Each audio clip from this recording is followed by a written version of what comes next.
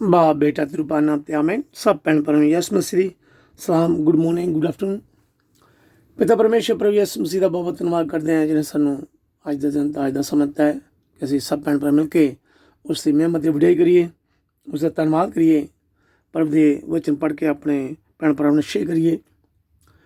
प्रभु के पितर चरण जान के दुआ करते हैं, बेनतियां करते हैं कि प्रभु यीशु सानू सब भैन भरावां नूं अकल बुद्धि ज्ञान देवे कि असीं प्रभु के वचनां नूं चंगी तरह समझ सकीए। मेरे भैन भराओ, अज असीं पवित्र बाइबल चों पढ़ना इतनामा दानियल नबी का ग्रंथ चैप्टर 2 31 तो 45 ऐसा पढ़ेंगे। Daniel chapter 2 verses 31 till 45। Daniel interprets Nebuchadnezzar's dreams।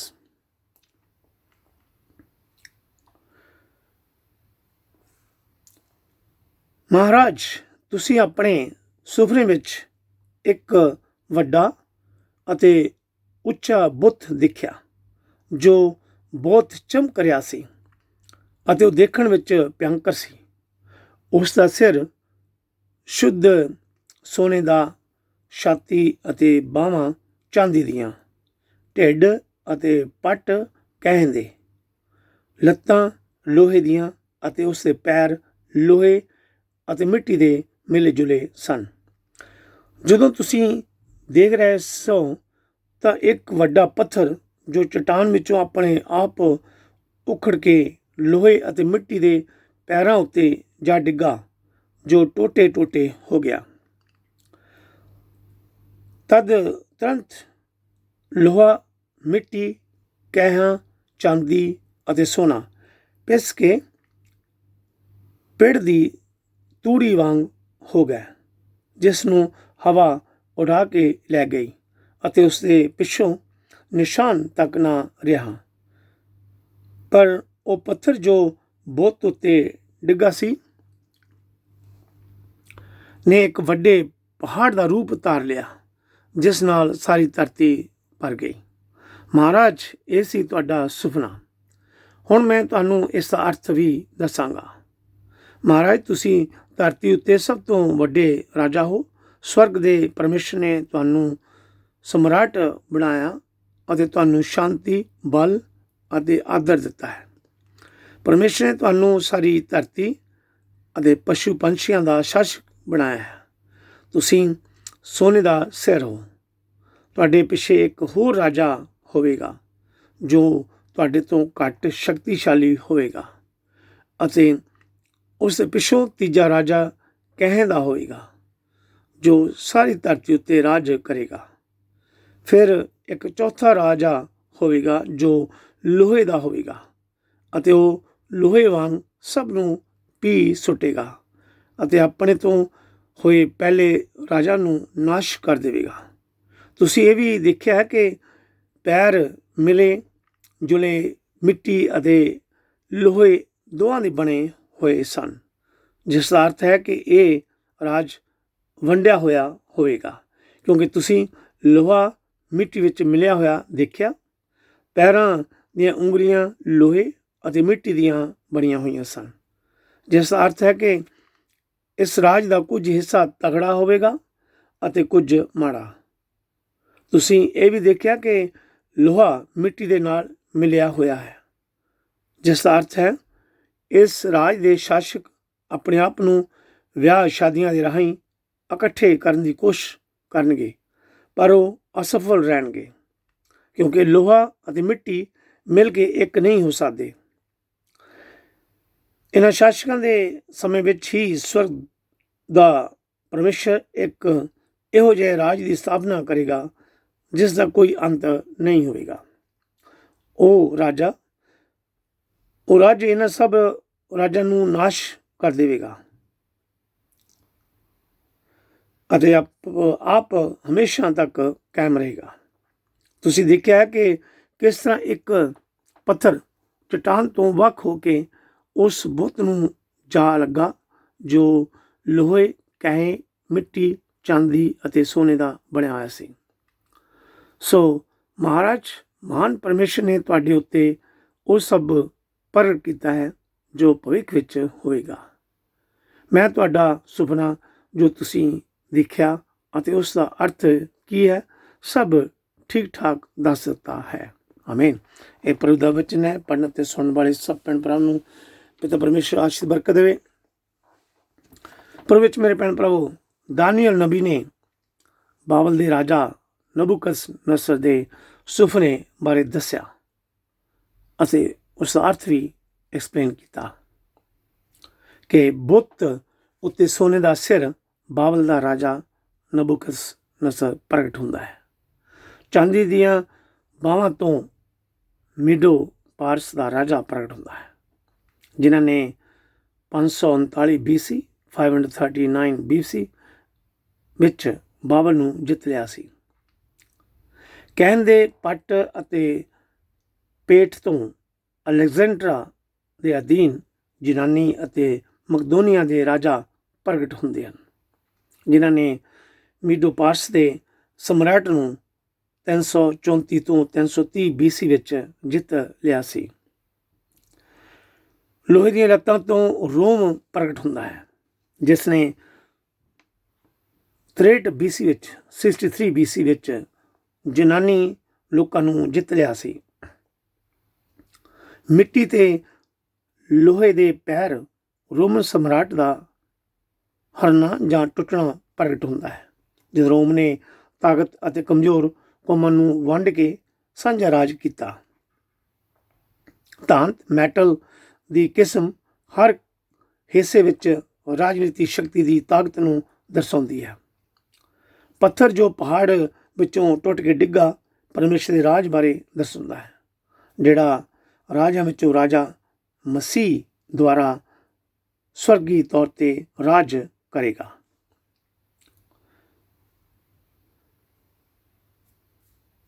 ਦਾਨੀਏਲ ਦੇ ਪਰਮੇਸ਼ਰ ਨੇ ਸੁਪਨੇ ਨੂੰ ਪ੍ਰਗਟ ਕੀਤਾ, ਜਿਸ ਤਰ੍ਹਾਂ ਦੁਨਿਆਵੀ ਰਾਜ ਦੇ ਪਿੱਛੇ ਪਰਮੇਸ਼ਰ ਦੀ ਸ਼ਕਤੀ ਹੁੰਦੀ ਹੈ। ਪਰਮੇਸ਼ਰ ਦਾ ਰਾਜ ਕਦੀ ਵੀ ਨਸ਼ਟ ਨਹੀਂ ਹੋਏਗਾ, ਹਮੇਸ਼ਾ ਲਈ ਹੋਏਗਾ।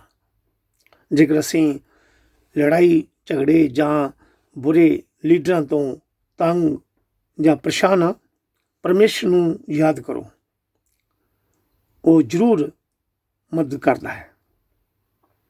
ਆਪਦੇ ਪਵਿੱਤਰ ਆਤਮਾ ਦੀ ਸ਼ਕਤੀ ਰਾਹੀਂ ਸਾਨੂੰ ਜ਼ਰੂਰ ਉਹ ਮੁਸ਼ਕਲਾਂ ਤੋਂ ਨਿਕਲਣ ਦੇ ਲਈ ਸਹਾਇਤਾ ਕਰਦਾ ਹੈ, ਰਸਤਾ ਦਿਖਾਉਂਦਾ ਹੈ। ਉਹ ਜਿਹੜੇ ਪਰਮੇਸ਼ਰ ਵਿੱਚ ਵਿਸ਼ਵਾਸ ਕਰਦੇ ਹਨ, ਉਹ ਸਭ ਪਰਮੇਸ਼ਰ ਦੇ ਰਾਜ ਦੀ ਸੰਤਾਨ ਹੁੰਦੇ ਹਨ, ਪ੍ਰਭੂ ਦੇ ਬੱਚੇ ਹਨ, ਪਰਮੇਸ਼ਰ ਵਿੱਚ ਸੁਰੱਖਿਅਤ ਰਹਿੰਦੇ ਹਨ। ਮੇਰੇ ਭੈਣ ਪ੍ਰਭੂ ਪਰਮੇਸ਼ਰ ਵਿੱਚ ਵਿਸ਼ਵਾਸ ਕਰੋ, ਉਹ ਹੀ ਸਾਡੀ ਰਖਵਾਲੀ ਕਰਨ ਵਾਲਾ ਹੈ, ਸਵਰਗਾਂ ਦਾ ਰਸਤਾ ਦਿਖਾਉਣ ਵਾਲਾ ਹੈ। ਸੋ ਪਰਮੇਸ਼ਰ ਦੇ ਵਚਨਾਂ ਨੂੰ ਪੜ੍ਹਦੇ ਰਹੋ, ਸੁਣਦੇ ਰਹੋ। ਪ੍ਰਭੂ ਆਪ ਸਭ ਨੂੰ ਤੇ ਮੈਨੂੰ ਵੀ ਸਵਰਗਾਂ ਦੀ ਸੰਤਾਨ ਬਣਾਵੇ। ਆਮੀਨ, ਹਾਲੇਲੂਇਆ। ਥੈਂਕ ਯੂ ਪ੍ਰਭੂ ਜੀ, ਥੈਂਕ ਯੂ ਜੀਸਸ। ਦੀ ਆਦਾ ਬਾਰ-ਬਾਰ ਧੰਨਵਾਦ ਕਰਦੇ, ਸ਼ੁਕਰ ਕਰਦੇ ਹਾਂ ਜੋ ਤੁਸੀਂ ਸਾਨੂੰ ਅੱਜ ਦੇ ਵਚਨ ਦਿੱਤੇ ਹਨ ਪ੍ਰਭੂ ਜੀ। ਥੈਂਕ ਯੂ ਪ੍ਰਭੂ ਜੀ, ਥੈਂਕ ਯੂ ਜੀਸਸ। ਹਾਲੇਲੂਇਆ। ਧੰਨਵਾਦ ਪ੍ਰਭੂ ਯਿਸੂ। Thank you Jesus. ਆਪਦੇ ਪਵਿੱਤਰ ਆਤਮਾ ਦੀ ਸ਼ਕਤੀ ਰਾਹੀਂ ਸਾਡੀ ਅਗਵਾਈ ਕਰਨੀ ਪ੍ਰਭੂ ਜੀ। ਜਿੰਨੇ ਸਾਡੇ ਭੈਣ ਭਰਾ ਦਾ ਵਚਨ ਪੜ੍ਹ ਰਿਹਾ, ਸੁਣ ਰਿਹਾ, ਆਪਦੇ ਅੱਗੇ ਦੁਆਵਾਂ ਕਰਦੇ, ਬੇਨਤੀਆਂ ਕਰਦੇ ਪ੍ਰਭੂ ਯਿਸੂ ਜੀ, ਸਭ ਤੇ ਰਹਿਮ ਕਰਨਾ, ਦਇਆ ਕਰਨੀ, ਕਿਰਪਾ ਕਰਨੀ ਪ੍ਰਭੂ ਯਿਸੂ। Thank you Jesus. ਪਵਿੱਤਰ ਆਤਮਾ ਦੀ ਸ਼ਕਤੀ ਦੇਣਾ, ਪਵਿੱਤਰ ਆਤਮਾ ਵਰਦਾਨ ਦੇਣਾ ਪ੍ਰਭੂ ਯਿਸੂ ਜੀ, ਸਾਡੇ ਵਿਸ਼ਵਾਸ ਨੂੰ ਕਾਇਮ ਰੱਖਣਾ ਪ੍ਰਭੂ ਯਿਸੂ ਜੀ। Thank you Jesus. ਹਾਲੇਲੂਇਆ। ਮੇਰੇ ਭੈਣ ਭਰਾ, ਹੁਣ ਅਸੀਂ ਪੜ੍ਹਦੇ ਹਾਂ ਸੰਤ ਲੂਕਾ ਦੀ ਅੰਜੀਲ ਚੈਪਟਰ 21 5 ਤੋਂ 11 ਆਇਤਾਂ। St. Luke chapter 21 verses 5 till 11. Jesus tells about the future. ਮੰਦਰ ਦੀ ਬਰਬਾਦੀ ਬਾਰੇ ਅਗੰਮੀ ਵਾਕ।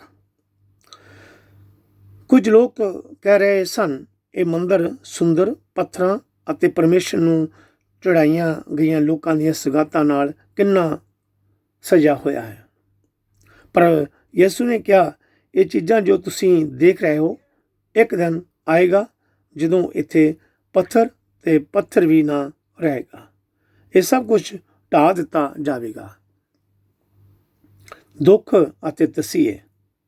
ਚੇਲਿਆਂ ਨੇ ਯਿਸੂ ਤੋਂ ਪੁੱਛਿਆ, ਗੁਰੂ ਜੀ ਇਹ ਗੱਲਾਂ ਕਦੋਂ ਹੋਣਗੀਆਂ? ਉਹ ਕਿਹੜਾ ਨਿਸ਼ਾਨ ਹੋਵੇਗਾ ਜਿਸ ਤੋਂ ਪਤਾ ਲੱਗੇਗਾ ਕਿ ਇਹ ਗੱਲਾਂ ਹੋਣ ਵਾਲੀਆਂ ਹਨ?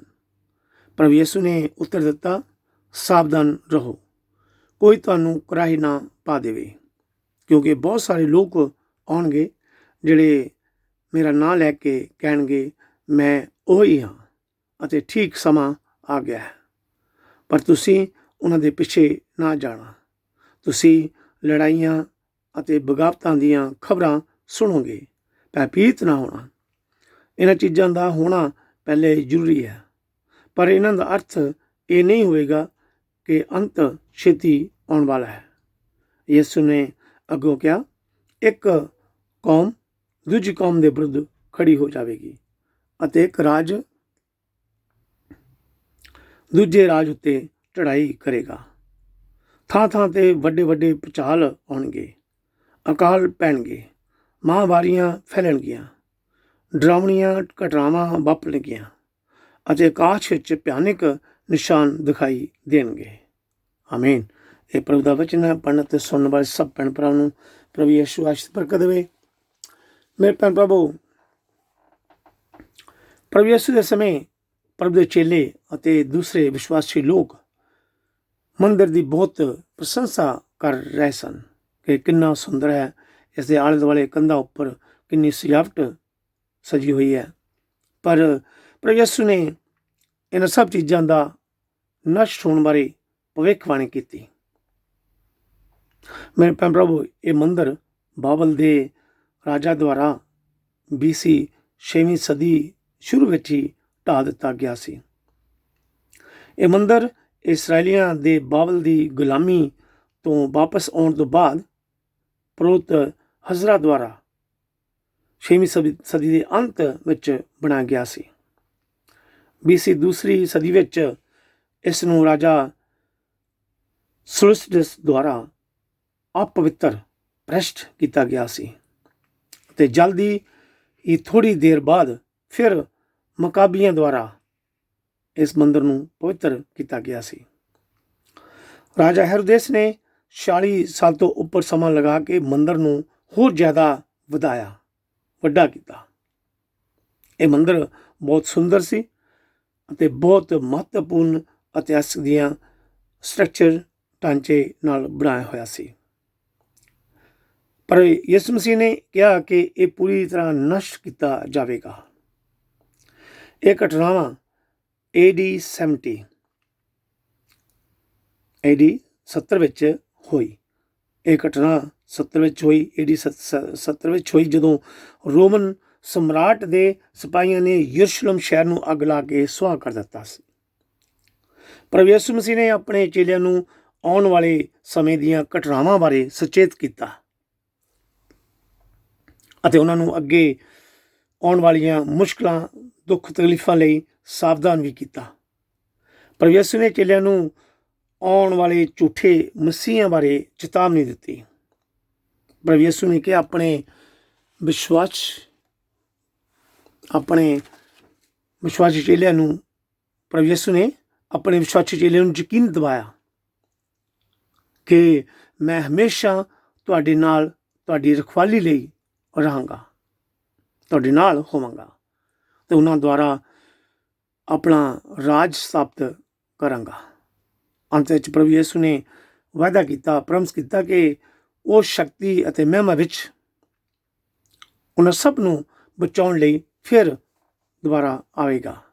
ਜੋ ਪ੍ਰਭੂ ਪਰਮੇਸ਼ਰ ਉੱਪਰ ਵਿਸ਼ਵਾਸ ਕਰਦੇ ਹਨ, ਪਰਮੇਸ਼ਰ ਦੇ ਵਚਨਾਂ ਦੇ ਹੁਕਮਾਂ ਉੱਤੇ ਚੱਲਦੇ ਹਨ, ਪ੍ਰਭੂ ਪਰਮੇਸ਼ਰ ਉਹਨਾਂ ਸਭ ਨੂੰ ਮੁਕਤੀ ਦਾ ਰਸਤਾ ਦਿਖਾਏਗਾ, ਸਭ ਨੂੰ ਅਨੰਤ ਜੀਵਨ ਬਖਸ਼ੇਗਾ। ਸੋ ਮੇਰੇ ਭੈਣ ਭਰਾਵੋ, ਅਸੀਂ ਸਭ ਜੋ ਵਿਸ਼ਵਾਸੀ ਹਨ, ਪ੍ਰਭੂ ਦੇ ਅੱਗੇ ਦੁਆ ਕਰੋ, ਪ੍ਰਾਰਥਨਾ ਕਰੋ, ਪ੍ਰਭੂ ਯਿਸੂ ਆਪਣੇ ਇਸ ਦੁਨੀਆ ਵਿੱਚ ਫਿਰ ਵਾਪਸ ਆਉਣ ਤੋਂ ਪਹਿਲਾਂ ਸਭ ਸੰਸਾਰ ਦੇ ਲੋਕਾਂ ਨੂੰ ਆਪਣੇ ਚਰਨ ਵਿੱਚ ਲਿਆਉਣ ਦੀ ਕਿਰਪਾ ਕਰੇ। ਸੋ ਮੇਰੇ ਭੈਣ ਭਰਾਵੋ, ਵਿਸ਼ਵਾਸ ਕਰੋ, ਪ੍ਰਭੂ ਯਿਸੂ ਜਲਦੀ ਆ ਰਹੇ ਹਨ।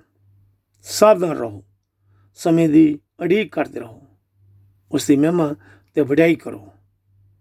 ਸੋ ਪ੍ਰਭੂ ਪਰਮੇਸ਼ਰ ਦੇ ਵਚਨਾਂ ਨੂੰ ਸੁਣਦੇ ਰਹੋ, ਪੜ੍ਹਦੇ ਰਹੋ। ਪ੍ਰਭੂ ਆਪ ਸਭ ਨੂੰ ਅਤੇ ਮੈਨੂੰ ਵੀ माफ़ करके स्वर्गां दी संतान बनावे। आमीन, हालेलुया। थैंक यू प्रभु जी, थैंक यू जीसस। ਅਸੀਂ ਆਦਾ ਬਾਰ ਧੰਨਵਾਦ ਕਰਦੇ ਹਾਂ ਪ੍ਰਭੂ ਜੀ ਜੋ ਤੁਸੀਂ ਸਾਨੂੰ ਅੱਜ ਦੇ ਵਚਨ ਦਿੱਤੇ ਹਨ। ਥੈਂਕ ਯੂ ਪ੍ਰਭੂ ਜੀ, thank you Jesus, hallelujah, hallelujah ਪ੍ਰਭੂ ਯਿਸੂ। ਥੈਂਕ ਯੂ ਜੀਸਸ, ਧੰਨਵਾਦ ਧੰਨਵਾਦ ਪ੍ਰਭੂ ਯਿਸੂ।